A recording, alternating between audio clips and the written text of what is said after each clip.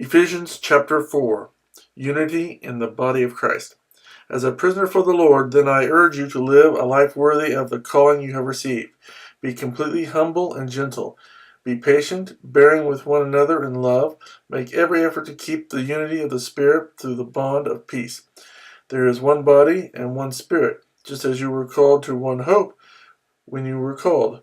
One Lord, one faith, one baptism, one God and Father of all, who is over all and through all and in all. But to each one of us grace has been given as Christ apportioned it. This is why it says, when he ascended on high, he led captives in his train and gave gifts to men.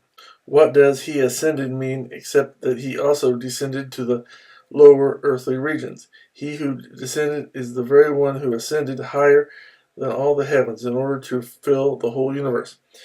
It was he who gave some to be apostles, some to be prophets, some to be evangelists, and some to be pastors and teachers, to prepare God's people for works of service so that the body of Christ may be built up until we all reach unity in the faith and in the knowledge of the Son of God, and become mature, attaining to the whole measure of the fullness of Christ.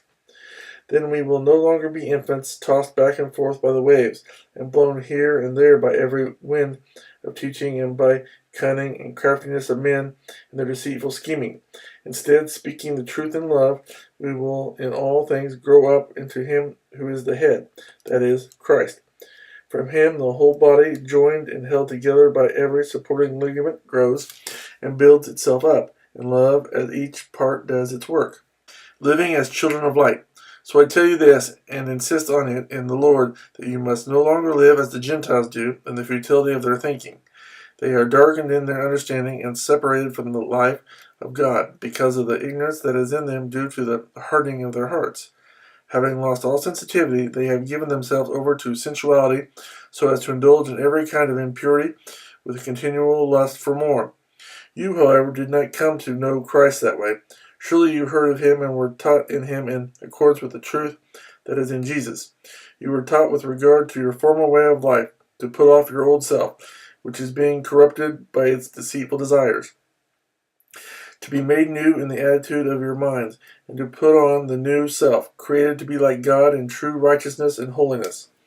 Therefore each of you must put off falsehood and speak truthfully to his neighbor, for we are all members of one body. In your anger do not sin. Do not let the sun go down while you are still angry, and do not give the devil a foothold. He who has been stealing must steal no longer, but must work, doing something useful with his own hands, that he may have something to share with those in need. Do not let any unwholesome talk come out of your mouths, but only what is helpful for building others up, according to their needs, that it may benefit those who listen. And do not grieve the Holy Spirit of God, with whom you were sealed for the day of redemption. Get rid of all bitterness, rage, and anger, brawling and slander, along with every form of malice. Be kind and compassionate to one another, forgiving each other just as in Christ God forgave you.